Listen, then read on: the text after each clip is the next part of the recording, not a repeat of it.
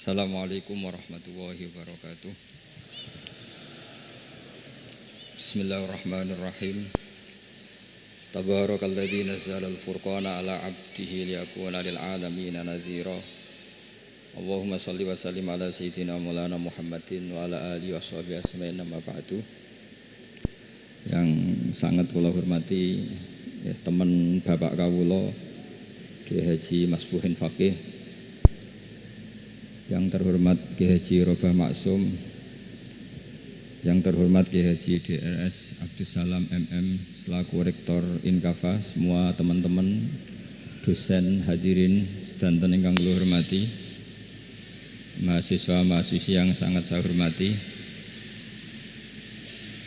Tadi sudah dikatakan oleh MC, di antara alasan saya datang karena bapak saya ini temannya Ki Masbuhin. Itu salah ya. Memang bukan diantara ya, karena itu memang. Tuh, kalau diantara ini sembrono. Karena kalau saya datang karena kalian itu dosa besar. Saya ini di rumah punya ibu sudah sepuh, punya pondok. Artinya saya punya kewajiban. Secara fikih kewajiban itu hanya bisa digugurkan oleh wajibun a'dhamu minhu, oleh kewajiban yang lebih apa? Besar. Kayaknya kalau mahasiswa-mahasiswa di sini tidak cukup untuk mengganti kewajiban itu. Sehingga saya berkali-kali memaklumatkan diri, yang undang saya nggak pernah sepuh itu dosa. Karena menggugurkan kewajiban yang lebih apa? Besar. Jadi teorinya gampang. Kalau ngundang sampean itu mesti boleh karena nggak punya kewajiban. Jadi di rumah ya nggak punya pondok. Terus ibu sampean kalau sampean di rumah ya sumpek, bocah kok nganggur gitu. Jadi fikih itu harus jelas. Saya ini pengagum fikih. Jadi saya di rumah punya ibu, saya ulang lagi, sepuh, butuh perhatian saya dan saudara-saudara saya punya pesantren, sehingga artinya punya kewajiban. Ini sekaligus maklumat bagi yang ingin ngundang supaya ngukur dosa ndak yang ngundang Gus Pak itu. Bukan kebaikan atau ndak, tapi dosa apa enggak gitu. Artinya yang bisa menggugurkan kewajiban secara fikih itu hanya kewajiban yang lebih apa? Besar. Kayaknya tidak akan terjadi kecuali temannya bapak saya atau pernah guru-gurunya guru saya. Misalnya Lirboyo, nanti Sakban ngundang saya 2 begini ya, ini kan abahnya Ki Masbuhin juga namanya Faqih, gurunya juga Ki Abdul Faqih. Saya berharap anak-anak Inkafa ini nekuni utamanya itu fikih.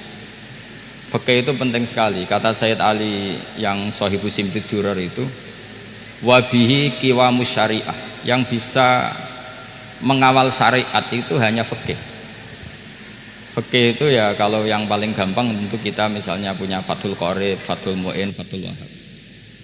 Tapi yang faham betul, mesti faham itu ngelotok setengah hafal.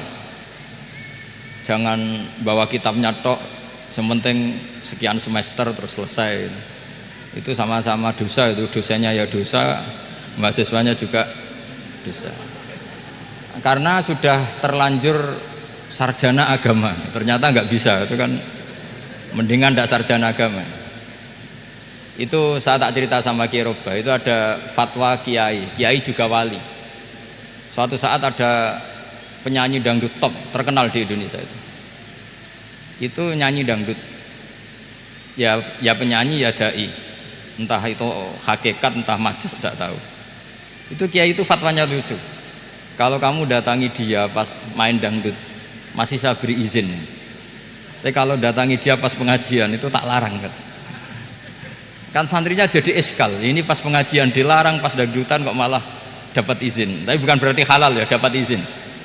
Dapat izin kan potensinya bisa karena dilarang lah ya tetap belerot. Terus suatu saat si santri ini setengah wali, tidak wali tapi setengah. Lama-lama itu memahami gurunya, ternyata sirinya begini. Kalau seorang penyanyi yang tidak pernah ngaji kemudian ngomong agama, itu potensinya itu fadallu wa adallu, sesat dan menyesatkan. Tapi kalau dia sedang nyanyi dangdut, penyanyinya cowok loh, sama jangan bayangkan dangdut putri, enggak, itu cowok sudah tua lagi. Jadi potensi halalnya ada lah maksudnya untuk, tapi tidak alat musiknya, orangnya. Tapi kalau dia nyanyi itu paling dosanya hanya nyanyi. Saya ulang lagi, murid tadi akhirnya paham kalau datangi pengajian itu artinya ikrar kalau dia seorang dai atau seorang yang layak ngomong apa? Agama. Itu lebih bahaya karena kita santri, apalagi kita doktor atau MM terus ngekrori orang yang nggak jelas asal usulnya. Tapi kalau nyanyi kan nyanyi saja, sehingga itu menjadi fikih. Bahaya terbesar dalam fikih adalah apa? Mengkaji fikih tidak dari ahlinya. Ya saya ulang lagi ya, mengkaji fikih tidak dari apa? Ahlinya. Nah kenapa demikian? Begini, saya beri contoh. Ilmu fikih itu tentu pertama dari Rasulullah SAW, kemudian bersanad sampai kita atau kita sampai Rasulullah. Itu ngalami sekian ijtihad yang tidak mudah. Saya beri sekian contoh. Dulu Imam Syafi'i itu sukanya sama guru yang miskin, ya, karena rata-rata santri juga miskin, jadi mesti ngidolakan guru yang miskin, karena sesama miskinnya harus berkoalisi. Tapi akhirnya gurunya Imam Syafi'i itu miskin sekali, namanya Muslim bin Khalid Az-Zanji itu miskin, Sufyan As-Tsauri miskin, Sufyan bin Uyainah miskin. Setelah ngaji di Medina itu Imam Malik itu kaya, pas itu Imam Malik sudah kaya. Setiap ketemu Imam Syafi'i dikasih uang. Sampai ketika Imam Malik itu bilang, kamu sudah alim, ilmu saya sudah habis, kamu ngaji sama yang lain. Sama siapa? Kata Imam Malik, orang yang sealim saya sudah meninggal, namanya Abu Hanifah, tapi dia punya murid namanya Muhammad bin Hasan Asy-Syaibani, kamu ke sana. Terus Imam Malik datang ke Baqi. Dulu Baqi itu pasar rental, ya Grab lah kira-kira sekarang itu. Mengumumkan siapa kafilah yang mau ke Irak. Kita ya Imam Malik, dibayari sama Imam Malik, ini antar ke Irak, ke Muhammad bin Hasan Asy-Syaibani. Imam Malik mulai ngeper, guru saya yang miskin tidak pernah nyangoni, guru-guru saya yang kaya sering nyangoni. Mulai memasalahkan kiai miskin gitu, kira-kira seperti itu, mulai masalah itu. Setelah datang ke Irak di Muhammad bin Hasan Asy-Syaibani itu si Muhammad bin Hasan Asy-Syaibani itu kalau ngitung uang itu di meja tamu. Jadi punya emas lantaan, punya uang, kira-kira kalau Indonesia punya rupiah, punya dolar, dihitung itu di ruang tamu. Kata Imam Syafi'i, saya dengan Imam Malik saja nggak serk, ini lebih kedonyan lagi kiai. Ngitung uang itu di ruang tamu. Terus akhirnya si Muhammad bin Hasan Asy-Syaibani ini ahlul usul, dia pakar usul. Kamu heran sama saya? Iya, kiai kok kedonyan? Ya ngomong gitu. Tapi kata Muhammad bin Hasan Asy-Syaibani, kalau kiai tidak boleh kaya, itu tak kayak wong fasik, ben gue demenan, gue mabuk. Oh jangan, nanti dipakai maksiat. Penjenengan mawon kersane digetokan, berarti kiai oleh sugih, pun angsal-angsal. Semenjak itu jadi satu fikih bagi Imam Syafi'i. Ternyata kalau mengharamkan kiai sugih berarti membolehkan yang fasik sugih. Kalau yang fasik sugih bisa dipakai i'anah alal maksiat. Semenjak itu mindset pikiran Imam Syafi'i rubah. Saking rubahnya sampai beliau berpendapat orang bisa beli Alphard, kok beli carry itu haram. Bisa jadi bupati kayak Pak Roba, kok jadi RT haram. Pokoknya gitu. Bisa keren kayak Gus Bak, kok jadi orang pendengar haram. Pokoknya haram terus. Karena dalil beliau al-Islam ya'lu wala yu'la alaih. Coba sampean ridho misalnya jadi orang Gresik dipimpin orang yang nggak sholat, ridho ndak? Ndak. Atau sholat tapi nggak bisa ngaji, ridho ndak? Ketika yang bisa ngaji berpotensi jadi bubah, terus keterusan. Karena Imam Syafi'i keterusan, ya umatnya keterusan. Akhirnya orang-orang Syafi'i itu politikus rata-rata. Ya, makanya sampean jangan kaget sama Baruba. Kakak saya wakil bupati dulu. Putranya Mbah Mun ada yang wakil apa? Gubernur. Dulu Gus Wahid yang menteri agama. Itu asal usul dari perubahan fikih, mindset, cara berpikir Imam siapa? Syafi'i. Jadi dulu itu fikih ditemukan itu jelimet, ada perdebatan. Itu tidak hanya pada level ulama, pada level Nabi pun ada perdebatan. Jadi jangan kira Nabi itu tidak debat, ya debat. Nabi itu asal seangkatan itu mesti debat, termasuk debat dengan malaikat. Jadi kalau perlu ya debat sama apa? Karena malaikat itu kan lugu itu gak iso mikir. Karena kalau malaikat iso mikir bisa jadi rektor. Nanti kasihan Pak Salam itu. Malaikat nggak boleh jadi rektor. Malaikat Israel itu nggak tahu etika. Jadi beliau ketika mau membunuh, mencabut nyawanya Ibrahim datang, ya Ibrahim saya ini disuruh nyabut nyawa kamu.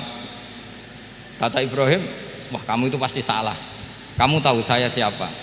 Saya ini Khalilur Rahman, kekasih Allah. Masa kekasih membunuh yang dikasih? Ini nggak benar, logika itu nggak benar. Pasti kamu salah. Karena Israel itu tidak bisa debat. Ketika ditanya, hal ra'aita khalilan yumitu khalilah, masa kekasih membunuh yang dikasih? Saya ini Khalilur Rahman. Masa Allah mencintai saya kemudian membunuh saya? Itu logika agak benar. Tidak, keliru, kamu itu keliru. Israel akhirnya terbang lagi. Ya Allah, katanya logika saya ini salah. Karena masa kekasih membunuh yang dikasih? Karena Israel nggak pernah sekolah, kamu nggak pernah sekolah, nggak bisa dia jawab. Akhirnya diajarin Allah. Dah kamu bilang gini ke Ibrahim, hal ra'aita khalilan yakrahu ayyalqa khalilah. Masa kekasih tidak siap ketemu yang dikasih? Dibalik logikanya. Akhirnya datang lagi ke Israel, kata Allah begini, masa jenengan kekasihnya tidak siap ketemu yang kau kasih? Oh ya oke, mati gak apa-apa. Jadi ilmu itu ngalamin perdebatan. Jadi saya datang murni karena Kiai Mas Buhin, bukan karena MC. Itu dosa besar kalau saya datang karena MC. Karena saya punya kewajiban yang lebih besar. Jadi yang bisa mengalahkan adalah a'dzama minhu, yang super besar kira-kira gitu. Karena jelas ada riwayat inna min abaril birri silatar rajuli ahla wuddi abi. Ya, inna min abaril birri silatar rajul ahla wuddi abi. Di antara kebaikan yang sangat baik adalah seseorang menyambung teman bapaknya. Padahal sampean kan nggak mungkin teman bapak saya. Teman saya aja nggak mungkin, nggak level apalagi bapak saya kan. Jadi malah mohal itu. Jadi ilmu itu harus mengalami satu gesekan, karena logika itu bisa dibalik. Nah karena ilmu itu mengalami satu gesekan, satu logika yang bisa kayak iya kayak enggak, sehingga jargon di dunia ijtihad itu begini, ra'yuna shawabun yahtamilul khata' wa ra'yuka khata'un yahtamilus shawab. Pendapat saya benar tapi mungkin salah, tapi pendapat kamu taruhannya salah dulu tapi yang mungkin benar. Jadi mustahid, kalau kata mustahid itu lucu ngomongnya itu, ra'yuna shawabun yahtamilul khata', pendapat saya tarifnya benar dulu tapi yang mungkin salah. Kalau pendapat kamu salah tapi ya mungkin benar atau mungkin bisa salah, ya tidak tahu, pokoknya mungkin benar. Nah kenapa demikian? Begini, di luar masalah tauhid, seorang lagi di luar masalah tauhid itu tentu ada masalah-masalah yang sifatnya ijtihadiyah. Ya saya ulang lagi, yang sifatnya apa? Ijtihadiyah. Dan ijtihadiyah ini nggak pernah selesai karena muqtadul hal, konteks kesejarahan maupun konteks kesempatan itu tidak sama. Dulu kiai-kiai itu ngaramkan dasi, ngaramkan celana, karena yang celananan yang dasinan itu penjajah. Jika mantas sabah biqaumin fahuwa minhu. Tapi lama-lama kiai-kiai itu ya pakai dasi, pakai celana. Ya karena dianggap sudah tidak mantas sabah biqaumin fahuwa minhu. Ini ngalami pergeseran. Semua ijtihad itu ngalami pergeseran. Lalu pertanyaannya begini, lalu ijtihad apa Gus yang permanen? Yang permanen ya ijtihad dengan alatul ijtihad, dengan alat-alat apa? Ijtihad. Saya beri contoh misalnya begini. Nabi Musa itu yang ngalami ijtihad. Kata beliau karena kangen Allah, itu ingin melihat Allah karena kangen. Rabbi arini anzur ilai. Qala lan tarani walakin anzur ilal jabal. Ya sudah, namanya orang kangen ya ingin melihat, ya sudah gitu aja. Sehingga ahli ilmu kalam itu berdebat. Kalau kata ahli sunnah, karena Nabi Musa minta ingin melihat Allah, berarti melihat Allah itu jaiz, mungkin. Karena Nabi gak boleh bodoh meminta sesuatu yang mohal. Maka antipatinya ahli sunnah terhadap pendapat Mu'tazilah itu antipati.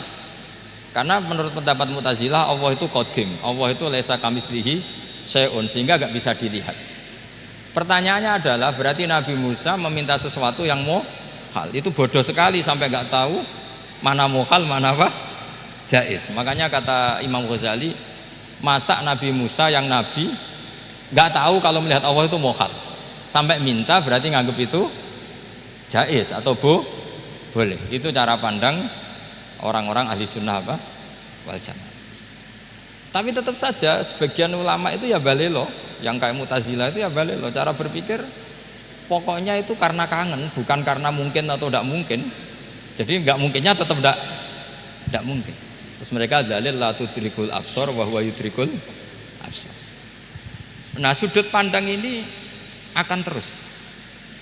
Ada seorang wali ditanya, kalau kamu di surga ingin melihat Allah apa enggak? Jawabnya enggak. Kenapa ya? Kasihan Allah.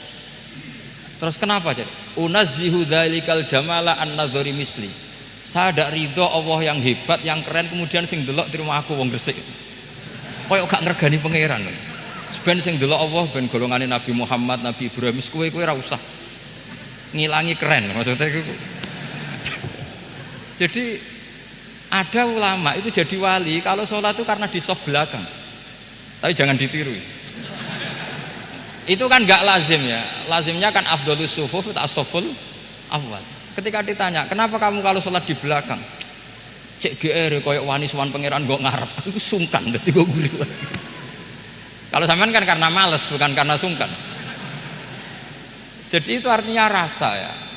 Makanya nggak bisa, nggak ada ijtihad itu tidak mungkin karena perasaannya orang itu beda-beda. Itu Sayyid Abdul Al-Haddad itu kalau ngendikan masyhur, man da'a li dzalimin bil baqa faqad ahabba yu'sawwa fi ardi. Orang yang mendoakan orang fasik masih hidup, gak mati-mati, itu berarti suka kalau Allah dimaksiati di buminya. Wong fasik kelakuannya rak maksiat, nak mbok dongakno mari, itu berarti kamu ingin Allah didurakani terus menerus karena si fasik masih hidup. Tapi kalau Abdul Hasan As-Sadili cara ngendikan gini, kalimatnya persis. Man ahabba alla yu'sawwahu fi ardi faqad ahabba alla tadhharu maghfiratuh. Orang yang ingin dunia ini steril gak ada maksiat, maka sama saja berkeinginan tidak melihat luasnya maghfirahnya Allah.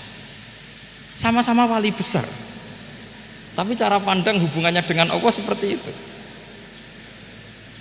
Jadi mau tidak mau, ijtihad itu mau tidak mau. Makanya tidak usah dipertentangkan misalnya cara berpakaian, cara apa, yang penting sesuai aturan Islam ya sudah. Karena ini urusan rasa. Urusan apa? Rasa. Itu Syekh Hasan Basri itu sering jagongan sama Robiah Hadawiyah. Itu secara fikih salah. Tapi pas itu ulama fikih ditanya, kenapa Anda tidak komentar terhadap dua wali besar yang sering ketemu? Andai kan semua santri seperti itu akan saya halalkan, kata. Karena nggak mungkin punya nafsu. Sehingga fikih dulu memang masih asli. Kamu lihat di takrib misalnya, lelaki melihat perempuan itu nggak boleh kecuali sekian alasan. Termasuk boleh itu li taklim karena mengajar, atau lil muamalah. Lah ini yang mulai masalah.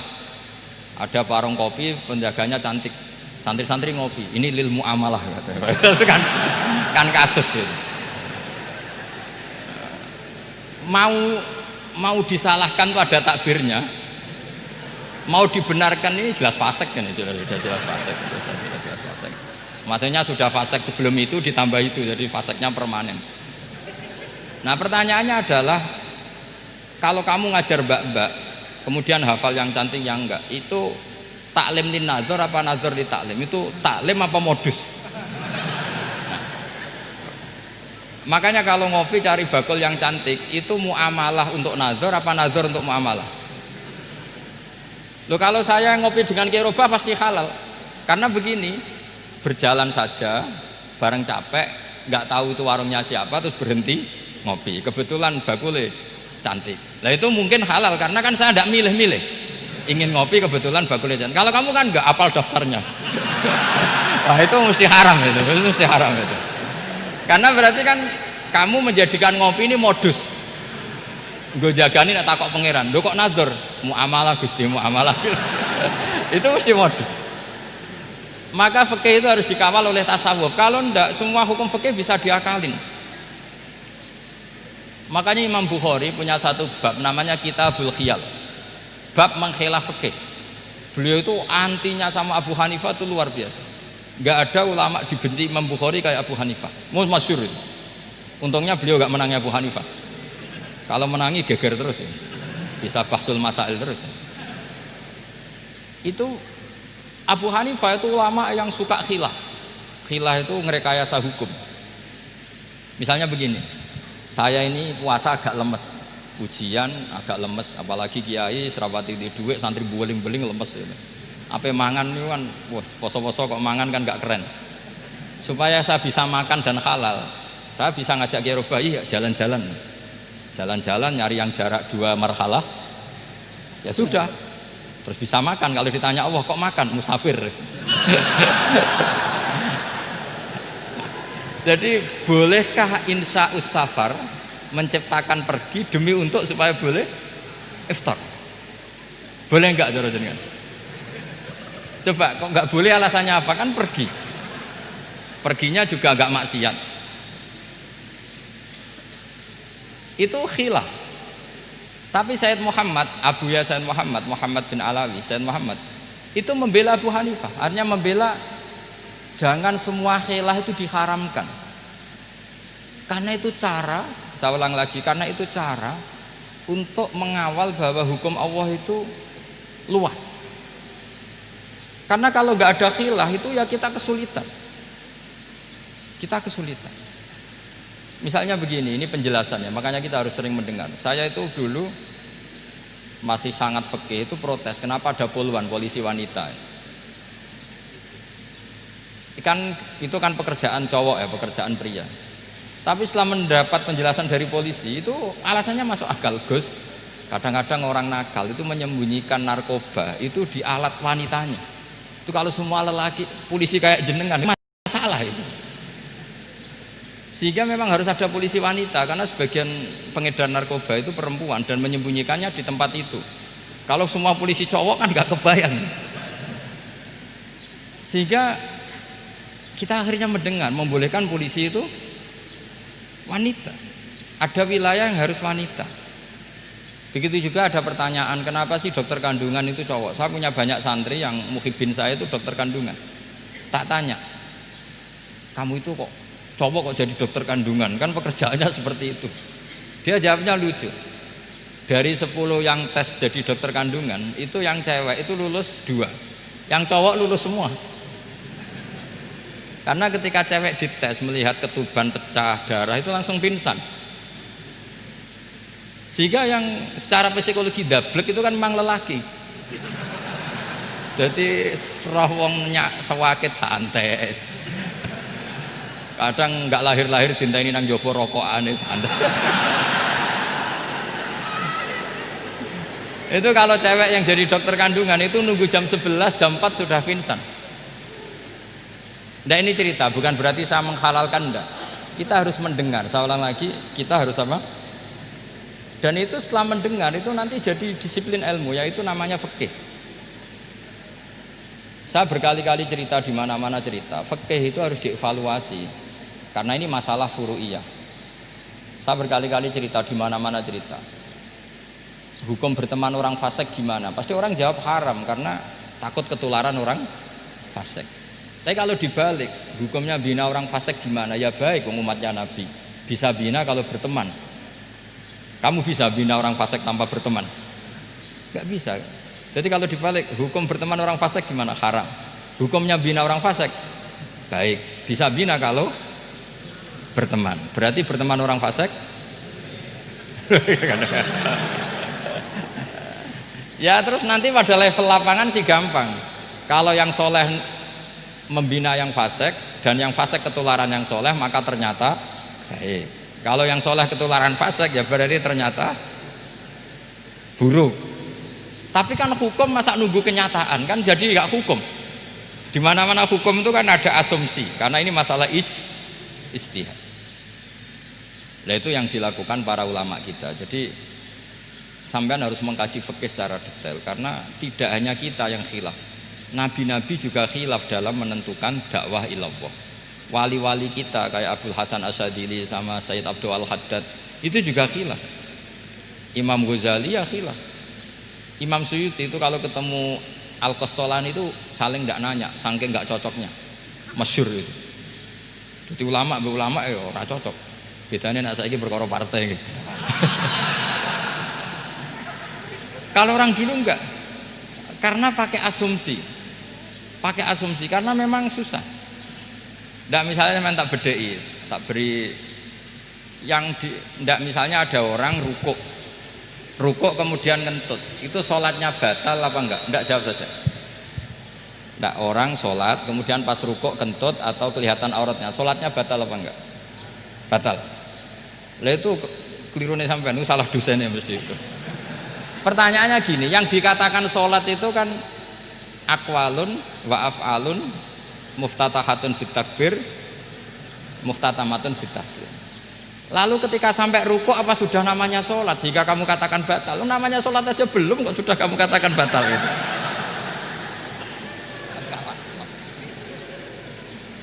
Iya kan? Jadi kalau aku mau sholat pas rukuk ngetut batal atau ora? Mestinya jawaban yang benar, ya ora sholat jenenge gitu. Karena kalau dikatakan sholat, definisinya harus sampai salah. Tapi kan kita nggak mungkin ngomong seperti itu, kan dianggap majnun. Padahal itu yang benar, yang punya kecerdasan. Nah makanya pertanyaannya, fikih itu ngikuti bahasa awam apa bahasa istilah? Kalau ngikuti bahasa awam ya kayak tadi, sholat kok pas rukuk kentut maka batal. Sebenarnya yang batal itu sholatnya apa rukuknya? Nah makanya terjadi perdebatan. Kalau yang pakar-pakar usuli itu salah istilah itu nggak mau. Saya ulang lagi, kalau pakar-pakar usuli itu salah istilah itu nggak mau. Terus misalnya tak beri contoh lagi.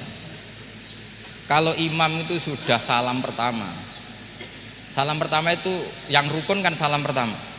Berarti setelah salam pertama imam sudah keluar dari sholat apa belum? Sudah kan? Yakin? Ya sudah. Sekarang sama tak bedai. Lalu makmum itu kesunatan langsung berdiri apa nunggu imam salam kedua? Enggak, jawab satu. Nunggu salam kedua kan? Itu kriminalnya sampai Anda dalam sufi itu. Kriminalnya begini, berarti Anda membolehkan makmum bergantung sama orang yang sudah tidak sholat. Kata kamu setelah salam pertama dia sudah tidak sholat, berarti kamu menginstruksikan makmum berhubungan dengan orang yang sudah tidak sholat, karena sudah keluar dari sholat ketika salam pertama. Kalau kamu didebat gitu gimana jawabnya? Pusing kan? Berarti robtul makmum bisolatiman sing wis laisa fi sholatin. Berarti menggantungkan sholat sama orang yang sebetulnya sudah tidak sholat. Ada yang jawab, sebagian ulama fikih tetap disunatkan menunggu salam kedua, karena salam kedua itu masih paket meskipun tidak rukun. Dia paketnya selesai. Tapi selalu pertanyaannya gini, lalu setelah salam pertama itu imam masih sholat gak?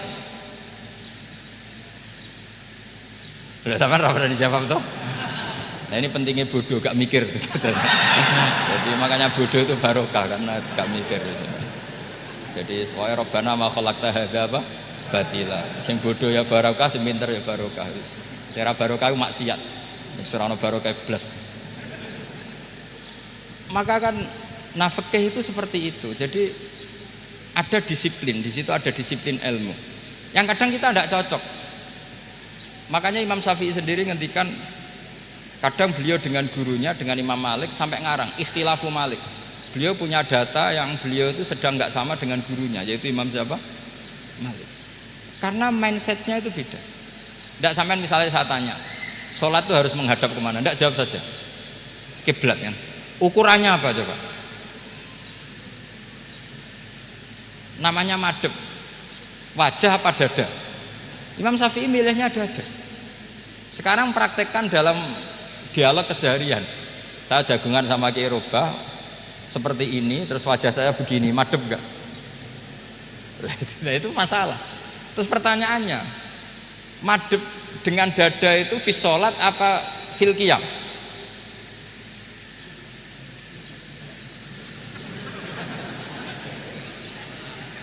Loh enggak, kalau fi sholat pas sujud dada kamu madem mana coba? Kamu enggak pernah mikir kan? Ya madem pakai dada itu kan kalau berdiri, kalau rukuk sama sujud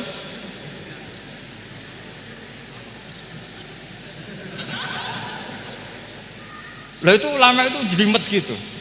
Makanya jarang yang menekuni profesi ulama itu. Karena menekuni proposal banyak, karena memang susah. Jadi ulama itu orang yang cara berpikir sudah aneh. Sehingga mereka detail. Maksudnya menghadap itu apa ukurannya? Ukurannya kalau berdiri ya dada, tapi nggak bisa kamu katakan at-tawajjuh bisodri aturan dalam sholat, fikuli sholat. Pertanyaannya lah kalau rukuk sama sujud, dadanya menghadap kemana coba? Maka itu ilmu yang sudah jelimet. Nah ulama usul fikih, ulama yang nggak mau salah per detail hukum. Sehingga menurut Imam Rafi'i, misalnya kalau beliau ditanya sujud itu gimana ya, asal watul jabhah ya sujud. Tapi kalau menurut Imam Nawawi harus melibatkan 7 apa? Anggota, yaitu al-jabhah, wal yaden, wal rukbaten, wal qadamen. Oke, Imam Nawawi kita ikuti. Tentu keseharian kita pakai Imam Nawawi, yaitu berdasar hadis umirtu an asjuda ala sab'ati a'dumin al-jabhah, wal yaden, wal rukbaten, wal qadamen. Berarti berapa? 7. Tapi pernah saya cek di kitab karangannya Imam Syafi'i, ketika beliau ngendikan saya suka kalau orang sujud itu melibatkan 7 anggota berdasar hadis ini. Tapi kata beliau wayah tamilu, dan bisa saja sujud yang watul jabhah itu sudah cukup. Terus kata Imam Syafi'i, limadha, karena Nabi ketika sujud itu hanya ngendikan begini, sajadalaka wajhi wa sam'i wa basori. Gak ada di hadis wayadi, warubati, wakodami. Ya sudah akhirnya. Nah, itu sudut pandang. Terus gugatan kedua begini. Ada orang Muslim yang sujud sama berhala. Untuk menjadi murtad itu harus 7 anggota apa cukup watul jabhah alal ardi? Untuk sah menjadi murtad itu. Untuk sah menjadi murtad cukup watul jabhah alal ardi harus 7 anggota. Untuk keabsahan murtadnya itu tidak jawab. Makanya ini tugas dosen-dosen ini meminterkan ini, karena namanya sudah faqih. Faqih itu ahli fikih yang detail, namanya faqih. Kalau ini mutafaqih. Jadi bukan tafakuha tapi tafakuha, kayak tamarodo. Jadi wazannya nanti itu wal idhari ma laysa fil waqi'. Jadi ini bukan gojlok, ini memang marah saya ini. Jadi kalau sudah pakai gelar fakih harus fakih betul. Karena ilmu fikih itu sebetulnya gampang. Sampean kalau ngaji i'anah itu kelihatan fikih itu gampang karena ada logika yang terbangun. Misalnya begini, orang kalau tawaf itu disuruh agak jauh dari Ka'bah. Jangan sampai nginjak sadarwan. Karena sadarwan itu pondasi itu ikut Ka'bah. Kenapa begitu? Ya jenenge ra muteri Ka'bah, ide-ide Ka'bah. Jadi sebenarnya sederhana logikanya. Sing jenenge muter itu di luar itu kita muter. Lah kalau nginjak pondasinya namanya gak muteri Ka'bah tapi ide-ide Ka'bah. Ya jadi sederhana, sebetulnya ya masuk akal. Jadi fikih itu enggak ada yang iskal, sebetulnya masuk akal. Tapi karena kita nekuni itu tidak serius, maka terus jadi paradok. Saya beri contoh lagi, ini sebagai penghormatan saya sama Kiai Mas Bukin, karena ini sudah namanya fakih. Kalau ada ayam jago ditabrak truk terus kejet-kejet, andikan dibiarkan pun mesti mati karena gerakannya sudah harokatul madbuh. Terus kamu sembelih, itu halal apa enggak? Enggak jawab, ayam jago loh. Kalau kamu katakan halal, dia sudah tidak punya hayatun mustaqirroh, kehidupan yang permanen. Andai kan kamu biarkan pun 1 menit lagi meninggal. Kejet-kejet kan mau prosedur saja. Maksudnya pantasnya mati yo kejet-kejet sih, tapi sebetulnya sudah pasti mati. Maka ini ada 2 ulama. Kalau kata Imam Malik tetap namanya halal. Karena ruhnya masih di situ, sehingga ketika kita nyembelih, ya nyembelih hewan yang hidup. Yang namanya nyembelih itu pokoknya mematikan yang punya roh. Sementara saat itu rohnya masih di situ, meskipun 1 menit lagi pasti mati. Tapi kalau mazhab Syafi'i enggak, ini sudah harokatul madbuh, tidak punya hayatun mustaqir. Sehingga dalam perdebatan ulama fikih itu lucu, kadang ya gampang-gampang mangkel no. Misalnya begini, kalau ada anak lahir tidak ada amaratul hayat, nggak nangis, nggak bernafas, sunat disolati apa enggak? Siktun sing layas tahillu walayas, langsung lahir langsung mati, nggak ada amaratul hayat. Rata mikir tuh, itu tidak wajib disolati. Alasannya ya kan memang sholat alal mayit kan tidak pernah hidup. Di mana-mana mayit itu setelah hidup mati, ini kan tidak pernah hidup. Namanya ya qit'atul lahmin, ya potongan daging itu aja. Jadi kadang fikih diwaca tenan jebule mangkel no. Terus ketika di kitab Minhajut Thalibin itu, kalau kamu keluar mani itu wajib mandi enggak? Wajib kan? Kalau keluar mani inzal itu kan wajib mandi. Nah kenapa nifas atau wiladah keluar bayi, kenapa ibu-ibu kalau keluar bayi wajib mandi? Alasannya lucu, li'annal walad maniyun pun akidun, itu kan wis mani cuma mengkristal. Jadi kadang fikih mangkel apa ya kok sembrono gitu masuk wajib mandi wiladah itu karena apa? Li'annal walad maniyun munakidun, niku mani sing wis mengkristal, mani sing wis jelalatan lah, lahir nangis macam-macam. Jadi ternyata karena kenapa fikih butuh alasan, nyari hadis tentang keluar anak mandi itu nggak ada yang sorry, yang ada adalah tentang inzal, innamal ma' minal. Akhirnya dicari-cari, ternyata walad itu maniyun munakidun. Lah ini problem fikih. Sampean harus siap dengan pelajaran seperti ini, meskipun sampean mungkin wong priyayi, tapi ini ilmu. Ya, saya ulang lagi, ini ilmu. Sehingga ulama itu mau tidak mau harus mau mendengar. Karena logika yang terbangun itu nunggu kalau mendengar kayak tadi. Malaikat Israel baru sadar, masa kekasih bunuh yang dikasih. Masuk akal. Iso mikir juga Israel. Kalau sama sampean sih nggak nerima, tetap selonang-selonang. Ini masalah Ibrahim Khalilur Rahman. Sehingga kita di alasan fikih itu harus kita dengar.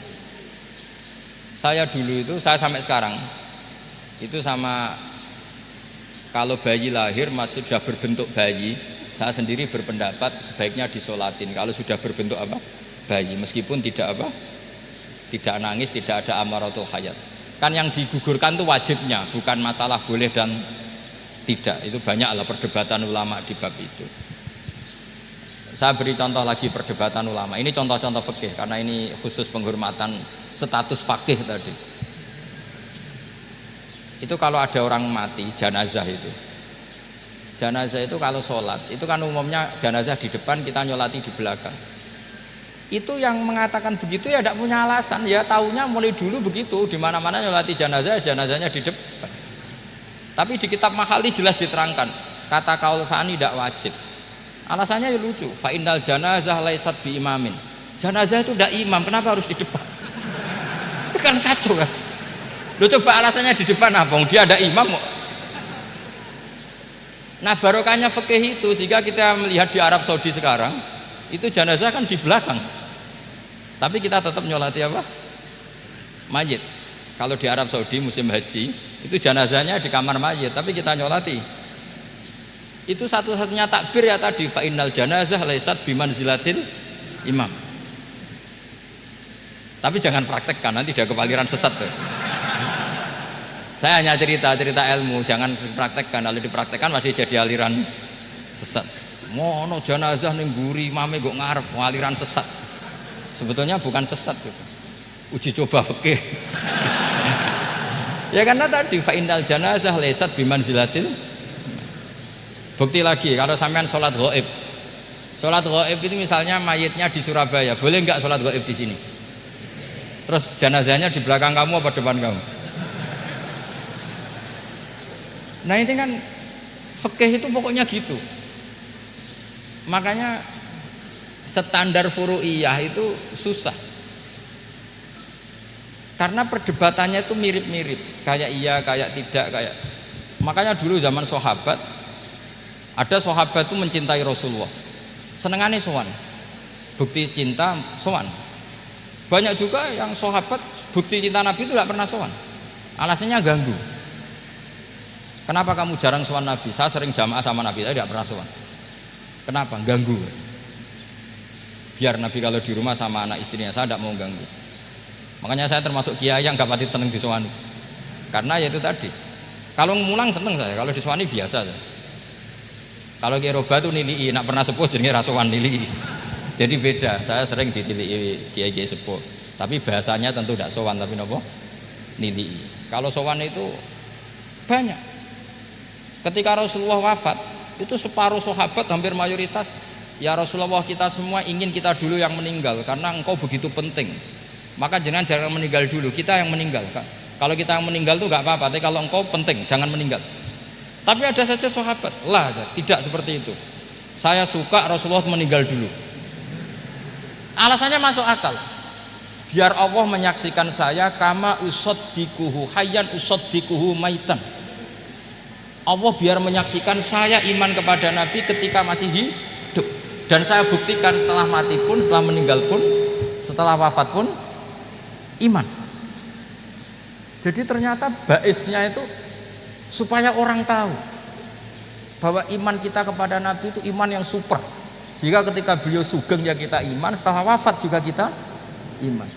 Kai usaddikuhu maitan kama usaddikuhu hayyan, supaya saya mentasdikkan beliau setelah meninggal sebagaimana kita mentasdikkan beliau saat masih hidup. Dan ternyata Allah ridho dengan perkataan sahabat itu. Kenapa Allah ridho? Karena menjadi pelajaran bagi orang-orang yang ditakdir gak menangi Rasulullah SAW.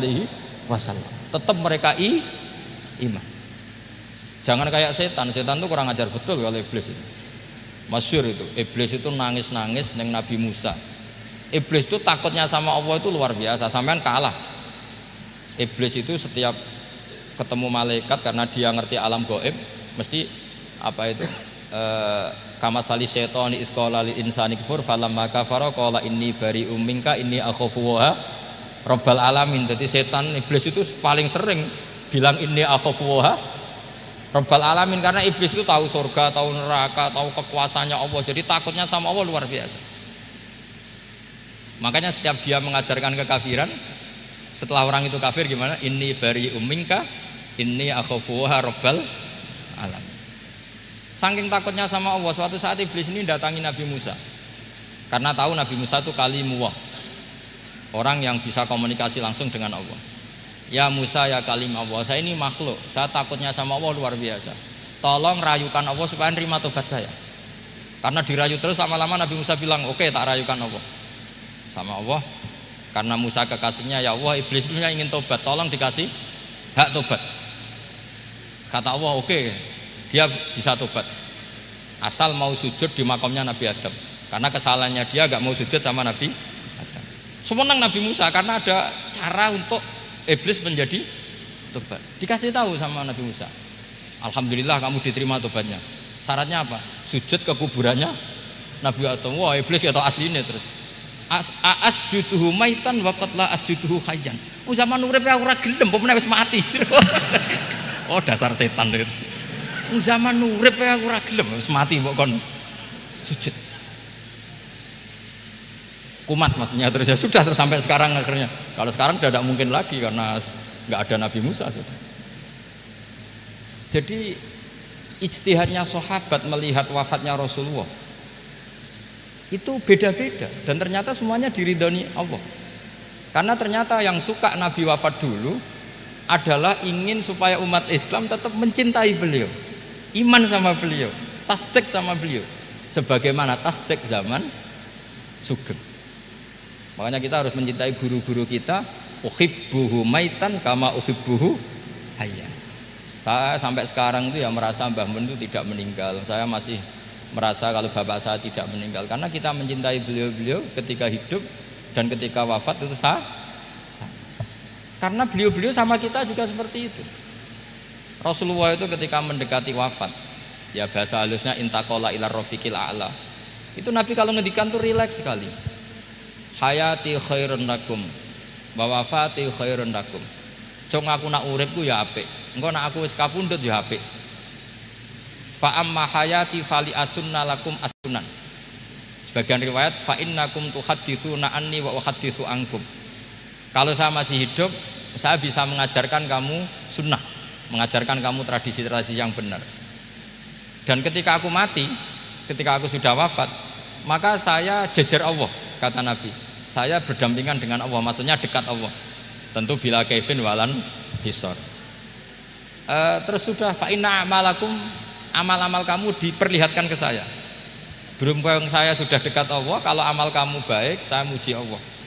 Kalau amal kamu buruk, saya langsung mintakan ampun kepada Allah. Jadi Nabi rileks sekali.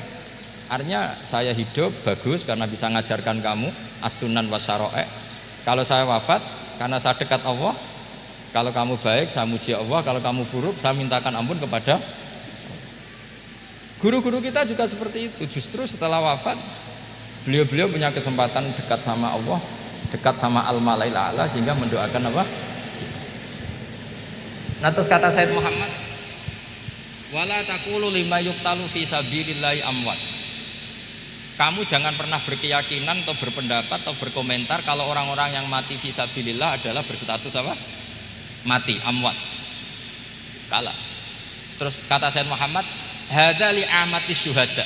Ketentuan ini bagi umumnya syuhada. Artinya gini, umumnya syuhada saja tidak berstatus amwat. Apalagi hadza Rasulullah sayyidul syuhada, sayyidul anbiya, sayyidul mursalin, tentu tidak pernah berstatus amwat. Ya saya ulang lagi ya, jadi zaman cara berpikir amatu syuhada, syuhada yang umum saja berstatus hidup, tidak boleh distatuskan amwat. Apalagi Rasulullah itu sayyidus syuhada, sayyidul anbiya, maka status beliau pasti hayyun la yamut, pasti beliau itu hidup tidak. Dan karena beliau itu asfaq, sangat sayang kepada kita, sebagaimana zaman beliau hidup itu sayang kepada kita, sampai nangis-nangis minta hak syafaat, maka setelah meninggalkan pun beliau pasti sayang kita dan pasti berusaha supaya kita diampuni oleh Allah Subhanahu wa ta'ala. Sehingga ada sahabat yang tadi berpendapat, kalau saya nggak masalah Nabi wafat dulu, supaya Allah menyaksikan saya usaddiquhu maitan kama usaddiquhu hayyan. Jadi ini cerita ya, cerita sudut-sudut pandang. Jadi saya mohon kalau mengkaji fikih itu harus detail. Minimal takrib itu setengah hafal. Supaya konstruksi ilmu itu utuh. Ya sama lagi konstruksi ilmu itu. Karena ilmu itu mesti ada yang apa ya? Ya rodok setengah salah itu, tapi disalahno ora kena. Ndak sampean tak bedheki, nak pancen bener langsung tak angkat jadi rektor. Nak bener tuh. Coba rukun sholat pertama itu apa coba? Rukun sholat pertama niat. Niat sama berdiri dulu mana? Ayo niat dulu baru berdiri, apa berdiri dulu baru niat? Berarti niat sama berdiri dulu mana? Rubah kan? Artinya kita mau bilang tartib urutannya niat, berdiri, takbir, gak bisa. Yang dikatakan niat itu apa? Qasdus syai' muktaronan bifi'lihi. Berarti niat sama takbir harus bareng apa urutan? Bareng. Terus dengan qiyamnya urutan apa bareng? Bareng apa urutan? Loh enggak, kalau urutan berarti takbir dulu, duduk, baru berdiri. Nah maka seperti ini itu mau tidak mau kita salah. Dikatakan tartib ya salah, dikatakan serentak ya salah. Cuma karena kita bodoh, gak tahu mikir itu, alhamdulillah kan di situ itu. Lo coba niat sholat, loh, niat takbir qiyam dulu mana? Niat takbir qiyam dulu mana coba? Dulu qiyam. Enggak ada kitab yang mengatakan arkanus sholat awaluha. Oh, dianggap kitab kriminal maksudnya. Makanya ngendikane ulama-ulama di sarah-sarah, mau ndak mau sebagian istilah itu tasamuh itu wis digawe gampang ngono kok repot. Karena kita ndak bisa detailnya. Coba misalnya puasa Ramadan itu wajib apa? Tabyitun niat, nginep no niat. Sing darani nginep itu umure lama apa enggak? Lama kan? Sekarang sebelum 2 menit kamu baru niat, sah apa enggak? Sah. Itu sempat nginep apa enggak 2 menit itu? Enggak sempat kan? Jadi ilmu itu makanya kata ulama-ulama pokoknya ilmu itu mesti ono unsur tasamuh. Tasamuh itu ya digawe gampang. Apa? Digawe gampang. Misalnya Imam Syafi'i berpendapat mashu ba'dir roksi. Itu kata beliau walau sa'rotan fi hadir roksi. Meskipun satu rambut asal masih di wilayah kepala. Tapi kalau rambut itu dikeliwir, dibasuh di sini enggak sah. Karena sudah keluar dari batas apa? Kepala. Imam Syafi'i cara berpikir kan ya ngene iki jenenge basuh sirah. Tapi cara Abu Hanifah enggak. Ya enggak, yang namanya megang kepala itu ya minimal 1/4 lah. Masa gitu dikatakan megah? Lalu ulama usul fikih itu berdebat. Sesuatu itu sesuai masodaknya. Masodak itu yasduku alaihi kadza, yaitu ini tadi saya cerita ke Ibu Khin tentang ngaji Jamul Jawame. Ini ilmu yang di Jamul Jawame. Sesuatu itu ukurannya mayasduku alaihi kadza apa dengan takrif definisi. Misalnya gini, sholat itu batal dengan makan. Kalau kamu sholat makan batal enggak? Enggak, jawab saja. Batal. Itu satu upo apa satu piring? Enggak, jawab saja. Satu upo sudah batal. Sekarang bab makan di ngurmat tamu. Cung tamuku keimangan. Iku sak upo apa sak piring? Lah ini kan enggak fair, di bab tamu makan satu piring tapi di bab sholat satu upo. Maka pertanyaannya, lalu penamaan sesuatu itu berdasar masodak mayasduku alaihi ismu kadza atau berdasar uruf?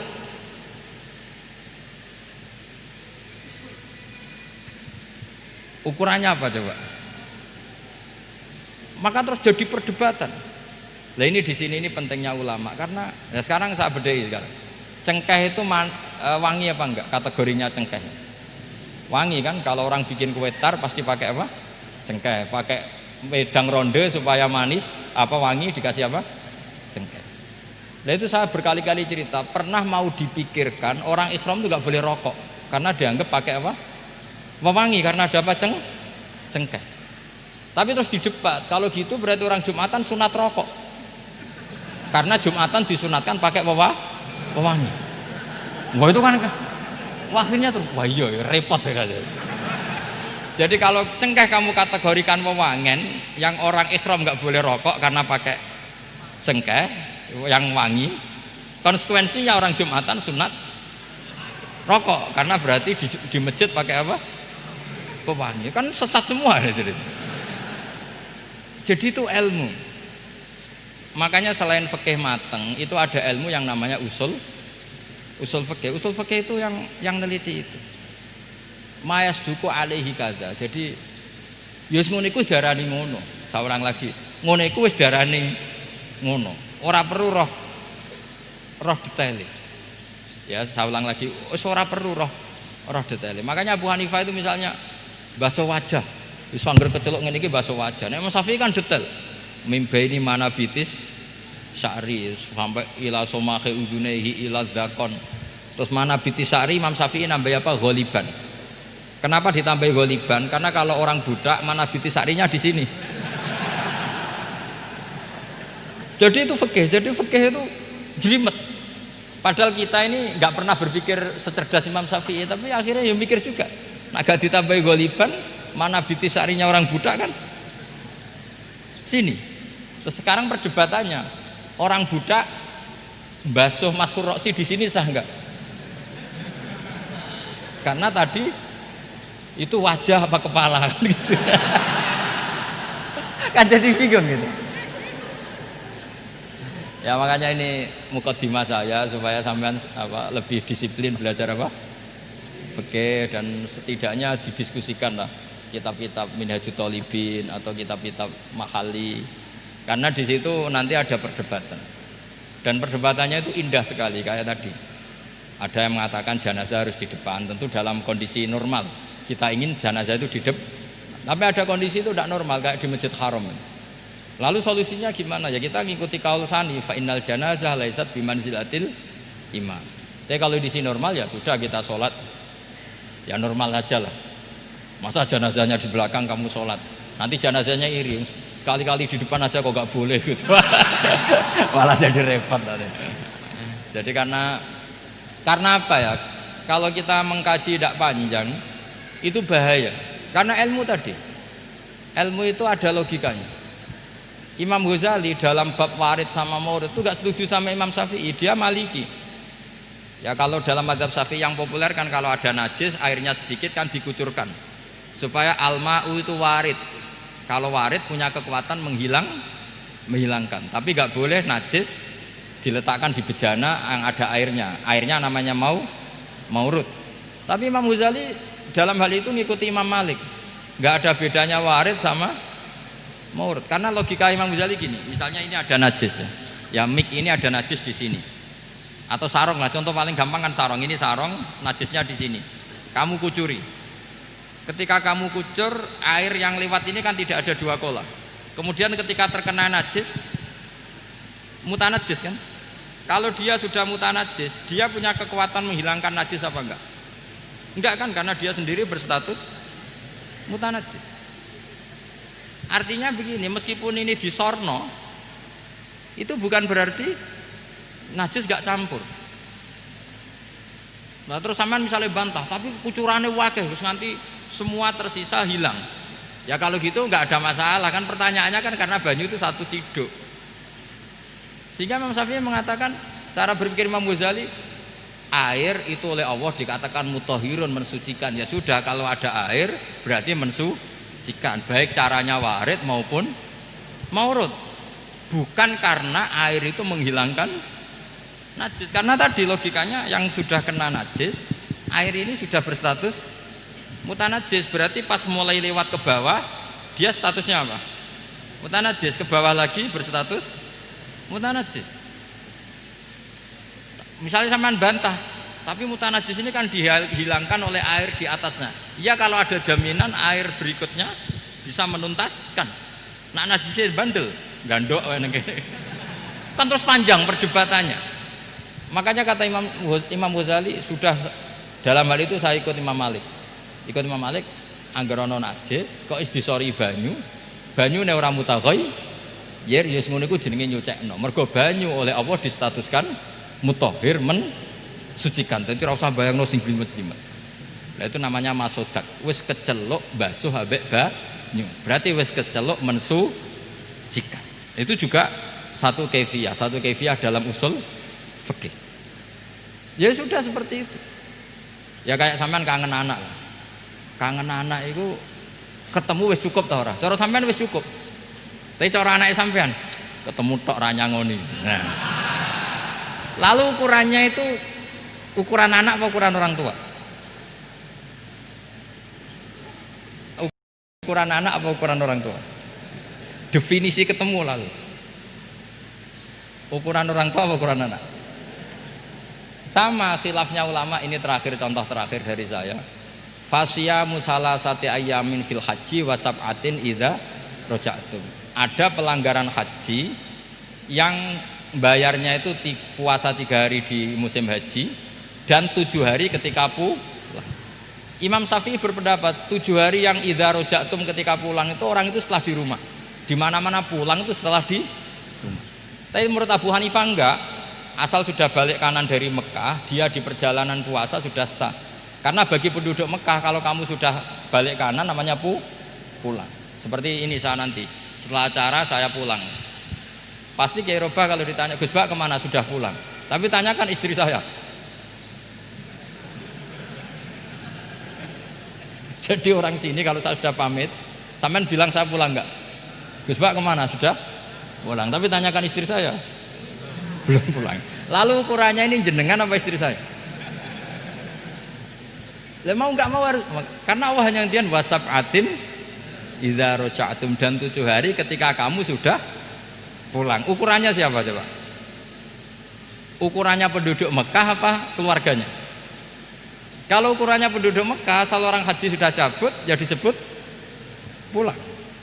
Tapi kalau ukurannya keluarga asal belum sampai rumah belum disebut pun. Itu seperti kita dulu ketika era wesel, zaman Ki Mas Bugen, Ki Roba Mondok, saya kan era wesel. Angger wong tua bar ngeposno, anakku wis tak kirimi kan gitu. Wong wis diposno. Tapi masih 3 hari. Jari anake durung dikirimi. Bener mana coba? Ya kira-kira seperti itulah usul fikih. Saya mohon anak-anak Inkafa ini mengkaji itu. Dengan status fakih itu orang yang mutafannin, mutabakhir fil fikih. Itu baru disebut apa? Fakih. Kalau enggak namanya apa? Mutafakih. Jadi bukan fakih tapi berpura-pura apa? Berpura-pura ahli fikih. Ya, tentu sekolah ini bukan diciptakan untuk yang berpura-pura fikih, tapi memang benar-benar apa?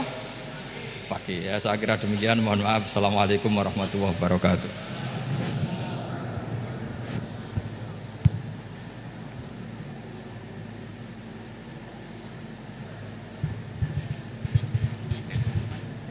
Ngapunten dumateng para kiai, para gus, para hadirin, hadirat peserta kuliah umum, wabil khusus dumateng narasumber. Sebagaimana kuliah umum ini tidak ada tema, juga tidak ada moderator. Alasannya keranten satu, narasumbernya kiai, mosok kiai diatur, sul adab. Niki alasan yang nomor 2 sebenarnya. Yang nomor 1 niku sanjange niki 153 dosen Inkafa niki sami ajrit dados moderator. Keranten narasumber nggo jlokan sanjange. Nyuwun izin dateng Kiai Ahmad Bahaudin menawi wonten pertanyaan dari hadirin maupun hadirat dari mahasiswa, mahasiswi diberi kesempatan niki nggih. Saderengipun ditutup kalian doa. Nyuwun izin rumiyin keranten narasumber kiai. Nggih, alhamdulillah dipun paringi izin. Monggo. Yang mau bertanya ada 2 mic. Pertanyaan boleh disampaikan dengan catatan pertanyaannya harus berbobot. Kalau tidak berbobot mungkin cukup MC yang menjawab. Lah masa Gus Bahak jauh-jauh dari Lasem ke sini, beliau ini kan terkenal di YouTube, di medsos sebagai kiai muda yang alim. Pertanyaannya harus berbobot, jangan memalukan Inkafa. Harus benar-benar fakih, bukan mutafakih.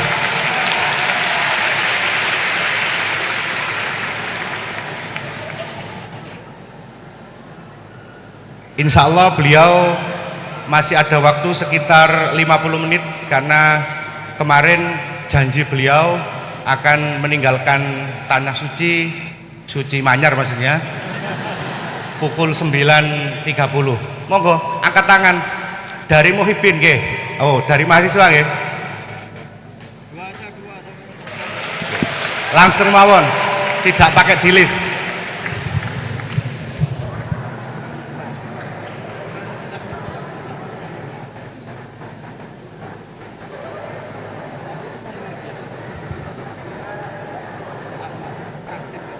Berdiri saja, berdiri. Ya.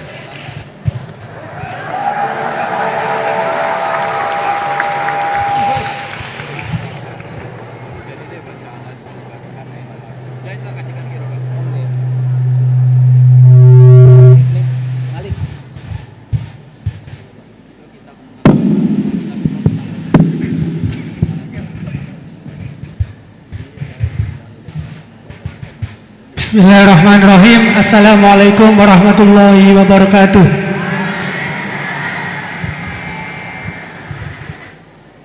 Langsung saja, ngapunten Gus.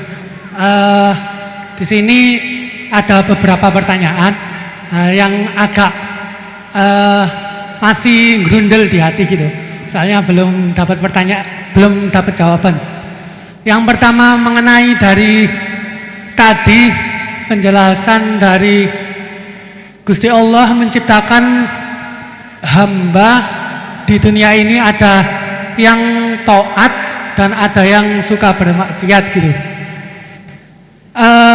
Mengenai takdir Allah Subhanahu wa Ta'ala, Allah menciptakan hamba-hambanya dengan variasi yang berbeda.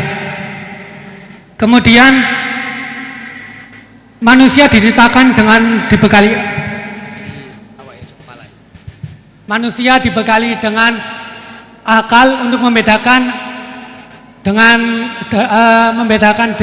dari setan dan juga malaikat. Kemudian pertanyaan saya, dulu mana Gus antara takdir yang ditentukan oleh Allah atau pilihan akal kita gitu. Begitu intinya. Soalnya kan bukan kalau orang bermaksiat kemudian dulu mana Allah menentukan dia bermaksiat atau akalnya yang memilih untuk bermaksiat. Itu pertanyaan yang pertama. Untuk pertanyaan yang kedua, ngapunten. Untuk pertanyaan yang kedua, intinya kan tadi istihad daripada ulama itu menentukan hukum yang berbeda-beda. Terus kemudian kita sebagai yang hanya tabik saja mengikut, itu bolehkah? Kan dari kata guru saya, kalau hukum fikih itu yang ringan-ringan disebarkan nggak apa-apa. Tapi yang berat-berat dipakai sendiri gitu. Tapi biasanya kan kita kebalikan. Yang ringan-ringan soalnya kita tahu ilmunya, kita yang pakai. Terus kalau ada orang yang tanya, biasanya kita yang kasih yang jawaban yang berat-berat daripada hukum fikih. Jadi yang saya tanyakan, kalau berpindah hukum dari awalnya ikut imam ini terus kemudian ikut imam ini, itu bagaimana batasan-batasannya gitu. Syukron. Baik, terima kasih. Niki pertanyaan yang ringkas disampaikan cukup panjang. Niki langsung dipun jawab nopon. Oke, monggo Yai. Ini tadi hoax itu, saya waktunya tinggal 10 menit, enak saja kok. Nggak, saya nanti langsung itu, mungkin langsung ke Jogja, kan jadwalnya itu saya memang ke Jogja. Baru ini saya ke Jogja naik pesawat, gara-gara hormat ke Mas Buhin. Sepanjang hidup saya nggak pernah ke Jogja naik pesawat, baru ini nanti rencananya naik. Karena tak hitung kalau pakai kereta atau bis nggak menangi ngaji di Jogja. Saya jadwalnya ngaji di Jogja nanti jam 4:30. Begini, itu pertanyaannya betul tadi, itu ngawur betul itu. Karena begini ya, masalah qadha qadar itu kan sudah dibicarakan semua ulama di kitab-kitab. Satu, kita ngikuti ahlul hakikah, idza dzukiral qadar fa'amsiku. Kalau qadha qadar sudah dibicarakan fa'amsiku, kamu harus diam di situ. Karena pertanyaannya gini, kalau kamu orang soleh, dan semoga Anda pelatihan jadi orang soleh, itu melihat Allah sudah menentukan semua, itu keren. Saya bangga punya Tuhan yang sudah tahu nasib saya kayak apa nanti. Saya betapa malunya punya Tuhan yang tak takoi, Gusti sampai nasibnya bahagia, mbah ra roh tapi kira sik. Itu kan ngeri betul. Sehingga kalau kamu soleh itu pokoknya bangga kalau Allah sudah tahu apa yang akan terjadi. Nah, soal kepanikan kita kan kadang engkau nang wis ngerti aku celoko, terus gunanya apa aku sholat? Itu kesalahan kita. Kita kecewa kalau sekarang soleh, kemudian akhirnya tidak soleh dan akhirnya kita masuk neraka. Kekecewaan ini namanya khadzun nafsi. Kita hanya mikir diri sendiri. Sebetulnya kalau kita abdan lillah, benar-benar hamba Allah, tetap bangga karena punya Tuhan yang tahu apa yang akan terjadi. Makanya yang dibutuhkan kesalian untuk ngakoni qadha qadar, dibutuhkan kesalian. Kalau enggak kriminal betul. Maka Sayyid Hasan bin Ali, saya hafalkan makalahnya itu. Di antara aturan iman harus iman sama qadha qadar. Untuk menunjukkan innahu la yu'sa kurhan wa la yuhlabu kurhan, kata beliau. Supaya kita tahu bahwa Allah itu tidak dimaksiati secara terpaksa. Kamu bisa enggak bayangkan Allah ngeluh gini, sakjane aku ora seneng maksiat, tapi saya bisa berbuat apa?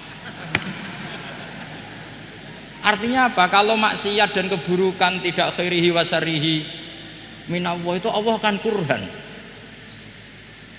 Faham yang saya maksud? Artinya apa? Kita harus berkeyakinan khairihi wa syarrihi minallah. Tapi kita butuh syariat. Lalu setiap orang nakal berkelit kersane Allah juga masalah. Maka diteruskan makalah beliau, Waman hammala dzambahu rabbahu faqad fajar. Dan siapa yang menimpakan dosanya atas nama Tuhannya, maka faqad fajar, dia lacut betul. Wong sing zina kuwe Allah kan gak melok zina, sing maling kuwe ora melok maling. Sing beto bak-bak kuwe ora tau beto. Terus kowe muni kabeh krana Allah, itu kriminal betul. Jadi makanya orang soleh itu harus hafalannya banyak supaya niru-niru orang soleh itu. Ini kan ndak ingin soleh tapi pakai akalnya sendiri. Itu bahaya dalam agama, karena agama itu harus ada riwayat. Makanya beliau menyebut 2 kali, siapa yang tidak meyakini khairihi wa syarrihi minallah, maka dia faqad kafar. Karena seakan-akan di dunia ini waqa'a fi mulkihi ma la yuriduhu. Kalau kamu bilang syar tidak minallah, berarti waqa'a fi mulkihi ma la yuriduhu, di kerajaannya terjadi sesuatu di luar kehendaknya. Tapi waman hammala dzambahu rabbahu faqad fajar, orang yang menimpakan dosanya ditimpakan karena Allah, maka faqad fajar, dia lacut betul. Wong apa ndak ikut maling, ndak ikut zina, ndak ikut korupsi kok. Oh, ini kehendakmu ya. Nah, kalau kamu bisa paham itu ya sudah, jadi orang soleh saja. Kalau ndak ya pilih wa amsiku tadi apa? Sudah, ndak usah dibahas. Jadi saya mohon semua yang dengar ngaji saya ini, yang enggak tobat supaya tobat, yang sudah tobat ditambahi ilmu, karena biasanya tobat itu ya karena enggak ngerti apa-apa, semua mikir. Itu makalnya Sayyid Hasan bin Ali, cucunya Rasulullah SAW, dan itu diamini oleh semua ulama. Saya pernah ditanya seorang rektor, enggak terima dosen, enggak terima mahasiswa, rektor tanya, Gus, yang benar itu Jabariyah apa Qadariyah? Jawaban saya lucu, sementing soleh dulu, kalau setelah soleh kamu enggak apa-apa Jabariyah atau Qadariyah. Karena setelah kita soleh, perasaan kita gini, qaddaronillah ala sholat, saya bisa berbuat apa di depan kehendak Allah. Sehingga perasaannya orang soleh ketika mengatakan al-abdu majbur adalah mengatakan la haula wala quwata illa billah. Asal soleh loh ya, asal soleh. Tapi kalau orang itu tidak soleh, dijawab apa saja ya brengkel loh ya. Umpamanya natine ra tau tenang ma Allah. Qadariyah juga sama, ini penting. Misalnya ada orang soleh Qadariyah, mesti cara berpikir, oh pangeranku adil ya, sing sholat diganjar swarga, sing zina diganjar neraka, sing ora nyolong diganjar swarga, sing nyolong diganjar neraka, kan adil. Mosok sing nyolong dilebokno swarga, sing sholat dilebokno neraka, kan jadi lucu. Artinya ketika dia Qadariyah juga ingin membaca hikmahnya Allah bikin aturan. Asal soleh, saya ulang lagi, asal soleh. Jadi orang itu setelah soleh itu bisa improvisasi sendiri. Makanya ini pentingnya ayat innalladzina amanu wa amilus sholihat yahdihim rabbuhum biimanihim. Orang setelah iman nanti akan ditunjukkan oleh imannya untuk mengelola was-wasnya setan. Misalnya saya itu termasuk kiai yang terkenal, kalau diundang susah. Karena saya fanatik fikih, saya punya ibu, saya punya pondok, itu artinya punya kewajiban. Yang bisa mengalahkan kewajiban adalah kewajiban sing akbar, yang lebih besar. Nah ini mau diundang mahasiswa ini kan jelas tidak akbar. Nanti maksudnya tarkul wajib li ajli sunnah, wah kriminal saya. Meleburi bapak meninggalkan wajib demi sunnah. Ya jelas ya, jadi kita harus terlatih dengan bahasanya orang-orang soleh. Kalau tidak masalah besar, masalah qada qadar zaman sahabat itu sudah terjadi perdebatan. Terus ada yang cerita, ada riwayat idza dzukira ashabi fa amsiku wa idza dzukira al-qadar fa amsiku. Kedua masalah ijtihad fikih, yaitu enggak apa-apa, memang dari awal furu'iyah kan, dari awal furu'iyah. Kalau nuruti ijtihad gini, kalau ada mahasiswa tanya sebaiknya dijawab apa enggak, mungkin sebagian narasumber sebaiknya dijawab biar marem. Terus sebagian narasumber sebaiknya enggak usah dijawab, wong mahasiswa ben pinter kok apa-apa takok, enggak mandiri. Itu namanya ijtihad. Jadi kalau furu'iyah itu mungkin sekali. Ya ini saya masih punya waktu 2 menit, masih satu pertanyaan, itu hoax tadi yang 50 menit enak.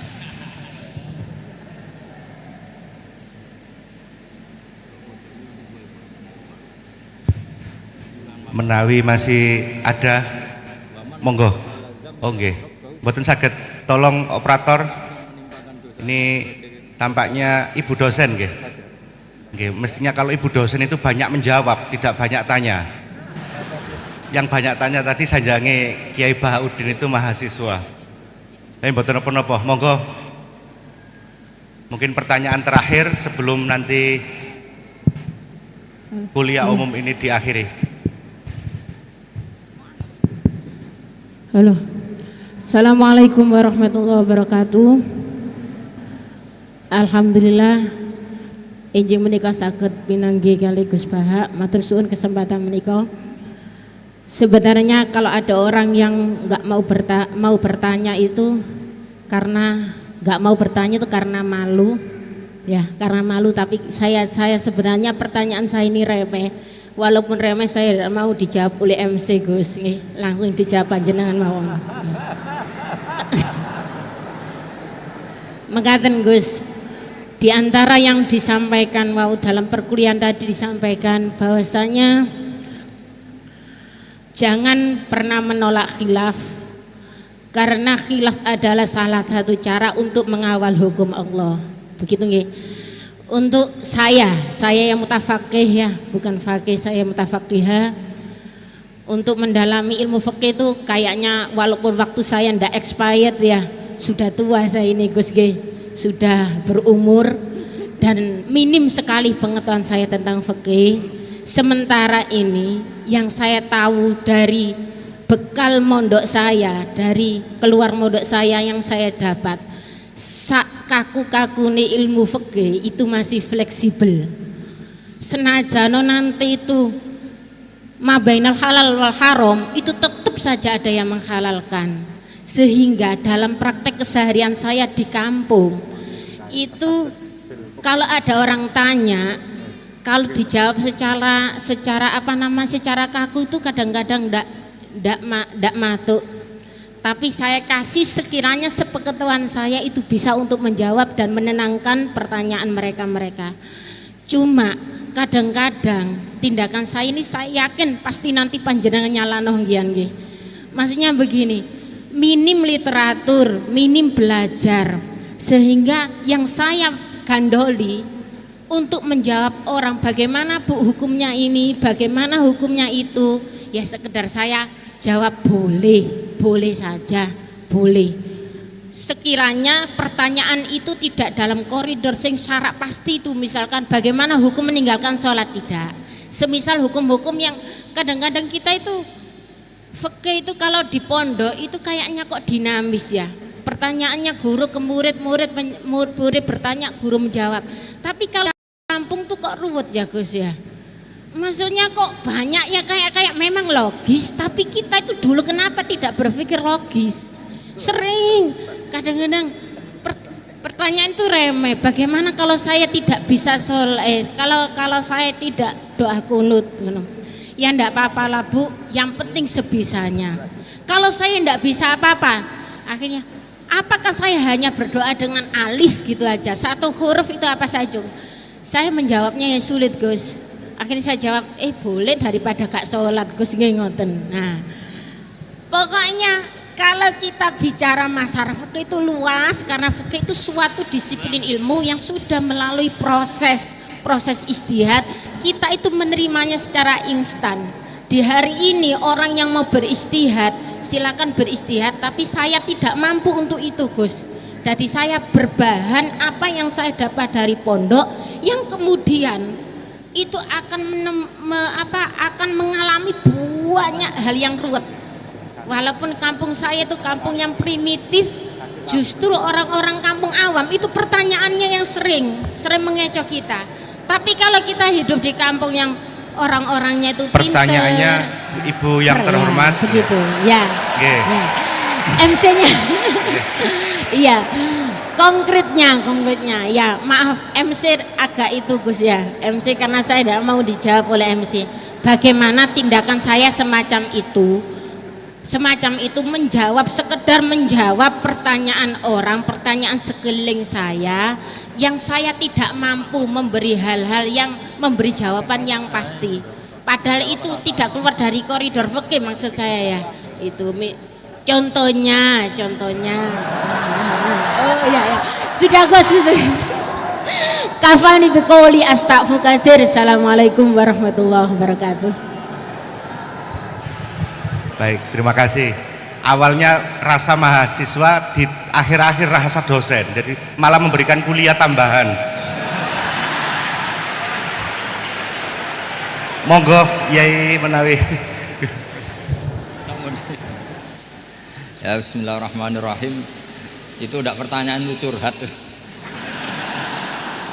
Ya kalau orang latihan jadi tokoh ya memang bingung-bingung sedikit itu bagus lah itu. Ya bagus gak masalah kan. Sampean bingung terus kelihatan bingung ya bagus jujur. Ya kalau orang latihan jadi kiai, jadi bunyai ya memang begitu ya. Ya agak-agak bingung sedikit. Kalau sudah mapan kayak saya tidak pernah bingung, santai aja. Karena tadi sudah yakin semuanya sudah ditulis di Lauh Mahfud. Yang jelas begini, pertanyaan itu ada dua. Zaman Nabi pun ngendikan ada dua. Ada su'alul mustafhim, orang tanya ingin paham. Ada su'alul muta'annid, tanya ingin mempersulit. Nah biasanya masyarakat juga dua tadi, ada tanya ingin tahu, ada tanya yang memang muta'annid. Muta'annid itu memojokkan kiai. Ya, saya pikir ini sudah dosen pasti tahu gelagatnya orang ini muta'annid apa mustafhim, memang benar-benar tanya apa mempersulit. Misalnya kita ketemu orang fasik ya ada dua, ada yang lugu apa ada yang enggak. Kalau yang lugu tanya caranya tobat, yang memang ingin tobat. Kalau yang enggak ya memang hanya muta'annid. Sehingga kata masyiatullah itu juga pernah dipakai orang kafir. Wa qala alladziina asyraku law sya'allahu ma asyrakna. Kata orang-orang musyrik, kalau kita dikehendaki Allah juga tidak melakukan musyrik. Tapi mereka ingin menjebak Nabi bahwa kamu yang kampanye tentang masyiah, berarti kita musyrik pun karena masyiah. Orang kampung juga gitu. Saya masih ingat guru saya Kiai Haji Maimun Zubair pernah ditanya tentang orang haid yang karena free sex, karena seks bebas. Bukan karena ketularan atau karena orang lain. Memang dia sendiri yang nakal. Yang tanya dokter, tentu yang tanya dokter. Dokter itu berambisi menemukan obat haid. Jawabannya Mbah Mun itu unik, padahal beliau itu sangat sayang sama umat. Jawabannya beliau gini, dok, sesuatu yang menjadi hukuman Allah supaya orang mau kembali tobat, ya Allah diberi hak. Intinya kan mesti misalnya ada orang hidupnya boros, kemudian punya utang banyak, dia agak dipercaya masyarakat. Terus kamu ditanya solusinya gimana? Ya gak perlu ada solusi. Itu memang hukumannya orang yang salah. Biar roh rasane lahum fid dunya khizyun, ada unsur kehinaan. Ada orang selingkuh dikucilkan masyarakat. Terus tanya kamu gimana caranya nggak dikucilkan? Ya Allah diberi hak untuk memberi hukuman. Begitu juga penyakit-penyakit yang karena kesalahan manusia. Allah harus kita beri hak untuk memberi apa? Hukuman. Meskipun berkali-kali kita memberi pintu apa? Tobat. Nah, biasanya juga gitu, orang belajar itu wajib nggak? Kan wajib. Masyarakat tuh nggak mau belajar tentang agama. Kemudian karena nggak belajar, setiap ada masalah agama dia tidak bisa. Terus galau. Ya Allah beri hak memberi sanksi orang yang nggak mau belajar itu kan membawa kebodohan. Kebodohan itu mesti zulumat, mesti kegelapan. Kegelapan menjadi kegalauan. Jadi misalnya ada mbak-mbak kok sampai perawan tua agak nikah, atau kangkang sampai jaka tua agak nikah, tanya saya, Gus caranya nikah gimana? Itu keangkuhan kamu, wis ra ganteng pilih-pilih. Mesti harus gitu jawabnya. Karena memang yang menyebabkan itu adalah keangkuhan. Wis ngerti elek ora Gus, ora anak wong sugih, njuk wong ayu. Lalu gak payu rabi itu karena keangkuhan apa karena apa coba? Nah itu zaman Nabi sudah gitu ya, ada su'alu mustafimin, ada su'alu muta'annidin. Terus ada beberapa masalah yang sebetulnya itu hukuman Allah. Saya itu merasa kaya, bahkan mungkin kategorinya kaya sekali, bukan karena materi saya banyak, enggak. Saya ini pengagum hadis atau riwayat lah, kalau kamu nggak percaya itu hadis, karena muttorib.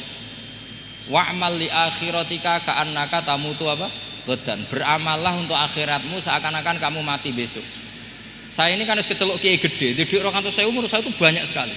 Wong urip nganti sesuk kaya di 200.000 ini mewah menurut saya itu.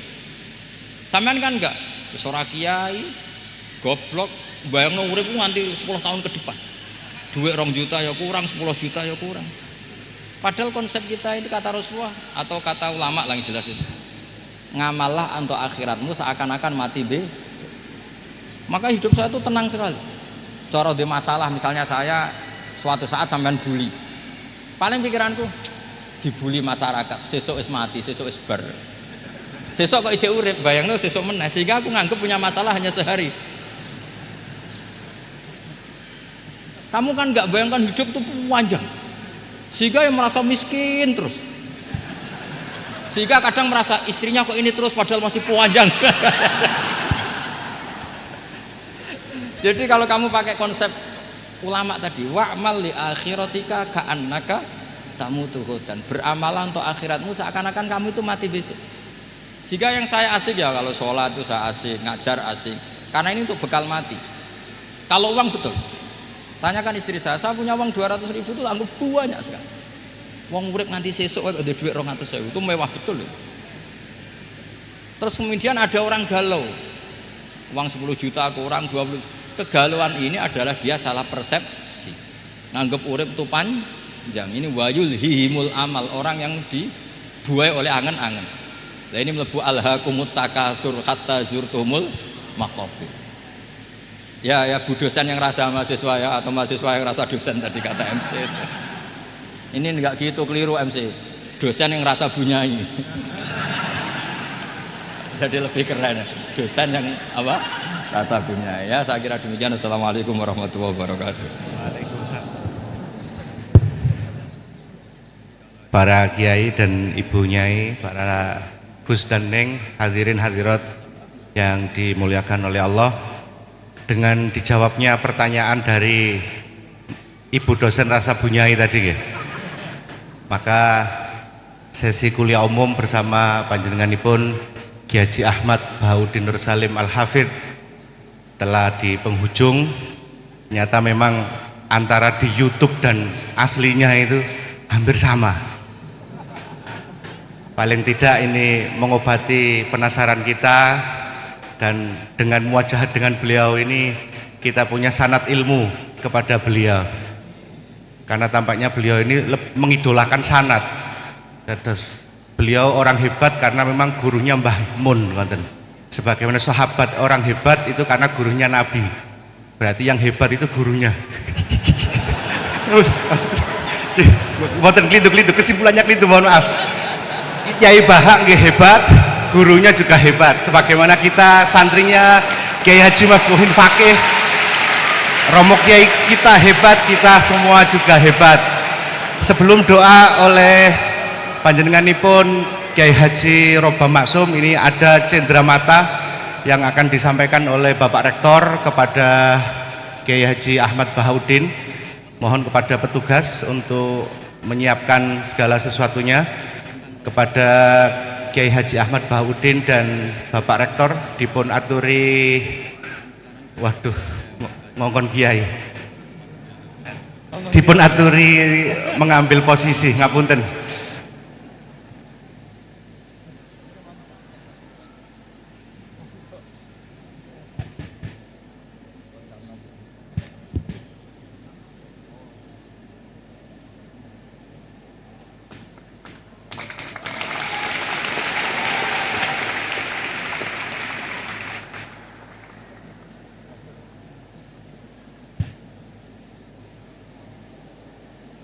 Dilajengaken doa dari kami sebagai pemandu acara. Mohon maaf apabila ada khilaf. Akhirul kalam, wallahul muwafiq ila aqwamit thoriq.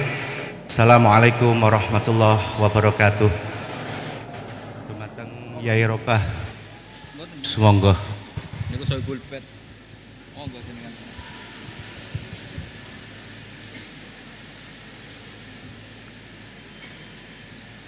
Alama nawaina wa ala nama salafus salah wa ila hadrin nabiyina Muhammadin sallallahu alaihi wasallam. Al-Fatihah.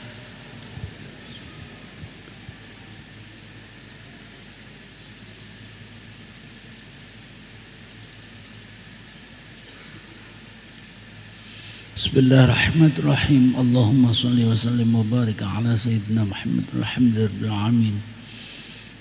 Allahumma lakal hamdu syukra wa lakal man fadlah wa anta rabbuna haqqa wa nahnu abiduka wa anta lam tazal li dhalika ahla. Allahumma ya Allah, إليك مددنا أيدينا فلا تقطع رجانا نسألك السلامة والعافية والسعادة في الدنيا والآخرة ونسألك اللهم يا الله باسمك الأعظم الذي إذا دعيت به أجبت وإذا سئلت به أعطيت أن تغفر لنا ذنوبنا ولوالدينا وأن تكشف عنا كروبنا وتقضي حاجاتنا تصلح أمورنا فأنت المرتجى تباركت أسماؤك وتقدست صفاتك فلا إله غيرك ولا معبود سواك اللهم يا الله إنا نسألك بأسمائك الحسنى كلها بأسمائك الأعظم وبكلماتك التامة أن تجعلنا وأهلنا جميعا من أهل العلم وأهل الخير وأن تجعلنا ولهم من عبادك الصالحين الفائزين بجنة النعيم ولا تدع لنا ذنبا إلا غفرت ولا عيبا إلا سترت ولا هما إلا فرجت ولا دينا إلا قضيت ولا مريضا إلا عافيت ولا سائلا إلا أجبت ولا حاجة من حوائج الدنيا والآخرة إلا قضيتها ويسرتها وأنت راض عنا غير غضبان اللهم سهل علينا كل عسير بجاه سيدنا محمد البشير النذير ربنا تقبل منا إنك أنت السميع العليم وتوب علينا يا مولانا إنك أنت التواب الرحيم واغفر لنا بجودك وكرمك يا أكرم الأكرمين ويا أرحم الراحمين ربنا أتنا في الدنيا حسنة وفي الآخرة حسنة وقنا عذاب النار اللهم إنا نسألك حسن الخاتمة وصلى الله على سيدنا محمد والحمد لله رب العالمين الفاتحة